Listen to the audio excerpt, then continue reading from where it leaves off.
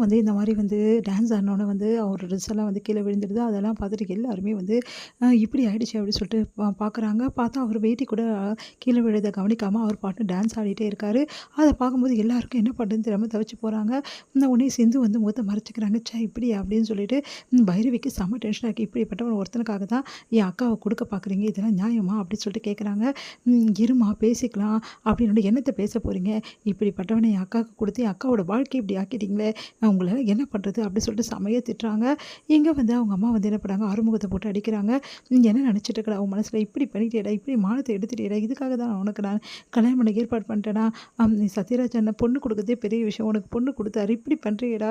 இதெல்லாம் நியாயமாடா? அப்படின்னு சொல்லிட்டு கேட்குறாங்க. அதுக்கு வந்து ஆறுமுகம் என்ன மன்னிச்சுடுமா, நான் வேணும்னு பண்ணல. எதுக்காக இப்படி நடந்தது எனக்கே தெரியலம்மா அப்படின்றாரு. சிவா வந்து அவருக்கு அட்வைஸ் பண்றாரு. ஏன் ஆறுமுகம் இப்படிலாம் நடந்துக்கிற? அப்படின்னு சொல்லிட்டு. அதுக்கு வந்து ஆறுமுகம் சொல்றாரு, இல்லடா எனக்கு என்ன நடந்துச்சுன்னு எனக்கே புரியல சிவா அப்படின்னோனே, என்னமோடா இப்படி பண்ணிட்டியேடா அப்படி சொல்லிட்டு மனசு வருத்தப்படுறாரு. இங்க வந்து பைரவி செம்ம டென்ஷனா வராங்க. ஒண்ணு ஆறுமுகத்த லெஃப்ட் அண்ட் ரைட் வாங்குறாங்க. என் அக்காவுக்கு உனக்கு கிடைச்சதே பெரிய விஷயம். ஆனா என் அக்காவுக்கு வந்து இந்த மாரி பண்றியே, அசிங்கப்படுத்துறியே, நீ எல்லாம் ஒரு மனுஷனா? உனக்கு பொண்ணு கிடைச்சதே பெரிய விஷயம். உனக்கு யார் பொண்ணு குடுப்பா? ஆனா என் அப்பா உனக்கு பொண்ணு குடுக்குறேன்னு ஒத்துக்கினாரு. என் அக்காவோட வாழ்க்கை இந்த மாரி பாழாவுறத என்னால பார்க்கவே முடியல. தயவு செய்து ஒண்ணு நீ மாறவே மாட்டேங்க. நல்லா தெரிஞ்சு போச்சு. இந்த கல்யாணத்தையாவது நிறுத்தி தொல அப்படி சொல்லிட்டு போறாங்க. அதெல்லாம் கேட்டு ஆறுமுகம் செம்மையா டென்ஷன் ஆயிடுச்சு. இந்த பைரவி ரொம்ப தான் ஓவரா பண்றாளே அப்படின்னு சொல்லிட்டு, இங்க வந்து என்ன பண்றாரு, சிவா ஒரே டென்ஷனா இருக்காரு. அப்ப கரெக்ட்டா அங்க வராங்க நம்ம சிந்து. பார்த்துட்டு வந்து சிவா சொல்றாரு, "நீ ஆறுமுகத்த பத்தி தப்பா நினைக்காத சிந்து. அவன் வேணும்னு அப்படி பண்ணல. ஏதோ தெரியாம வந்து மிக்ஸ் ஆகி வந்துட்டுருக்குது ட்ரிங்க்ஸ்ல. அதான் அப்படி ஆயிடுச்சு. அதனால அவன் மோஸ்ட்லி ரொம்ப நல்லவன்" அப்படின்றான். "நிறுத்துறியா?" அப்படின்னு சொன்னோனே அப்படியே சிவா பார்க்குறாரு. "நான் ஆறுமுகத்த பத்தி பேசுறதுக்காக வரல. உன்ன பத்தியும், என்ன பத்தியும் நான் பேசுறதுக்காக தான் வந்தேன்" அப்படின்னோனே அதிர்ச்சியா பார்க்குறாரு. "உன்ன பத்தி, என்ன பத்தியும் பேசுறதுக்கு என்ன இருக்கு சிந்து?" அப்படின்னு. "என்ன இல்லையா? எல்லாமே இருக்கு. இங்க பார் உனக்கு நீ என்ன நினச்சிட்டு இருக்க உன் மனசுல? நான் எப்படியும் கல்யாணத்துக்கு வந்து வந்துட்டேனே மேடை வரைக்கும். கண்டிப்பா கல்யாணம் பண்ணிடுவேன்னு நினச்சிக்கியா? அதெல்லாம் நடக்கவே நடக்காது. கண்டிப்பா இந்த கல்யாணம் நடக்க போறதில்ல" அப்படின்னு அதிர்ச்சி அடைகிறாரு. "எல்லாம் பேசாத சிந்து. இவ்வளோ நாள் பழக்கனதுக்கு நீ என்னோட ஃப்ரெண்டு. அதனால உனக்கு வந்து வாழ்த்து சொல்றேன்.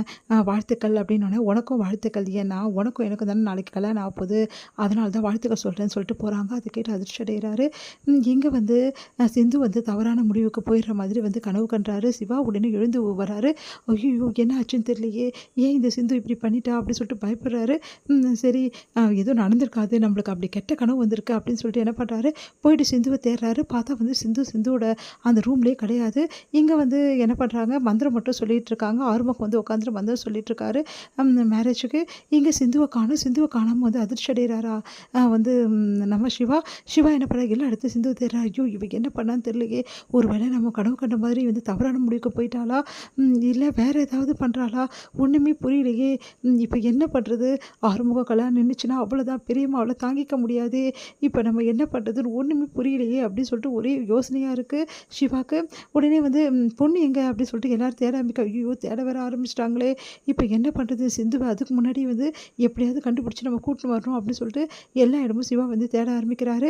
இங்க வந்து என்ன பண்றாங்க, ரொம்ப டென்ஷனா இருக்காங்க நம்ம ஸ்னேகா. ஸ்னேகா வந்து என்ன பண்றாங்க, சிவாவ பார்க்குறாங்க. "சிவா உன்கிட்ட கொஞ்சம் நான் பேசணும் சிவா" அப்படின்றாங்க. "என்ன விஷயம்?" அப்படின்னோனே, அப்புறம் பேசலாம். எனக்கு முக்கியமான வேலை இருக்கு" அப்படின்னு சொல்லிட்டு போறேன். "என்ன சிவா என்ன கண்டுக்கவே மாட்டேங்கிறீங்க?" அப்படின்னு சொல்லிட்டு எப்பவும் போல வந்து காதலா பேசுறாங்க. அத பார்த்துட்டு, "உனக்கு இப்ப ரொம்ப முக்கியமா இதெல்லாம்? நீ எவ்வளோ முக்கியமான வேலை நான் தேடிட்டு இருக்கேன் தெரியுமா? அப்புறம் பேசிக்கலாம் போ" அப்படின்னு சொல்லிட்டு போறாரு.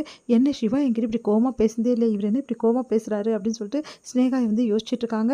இங்க வந்து சிந்துவ தேடி எல்லா இடமும் அலையுறாரு நம்ம சிவா.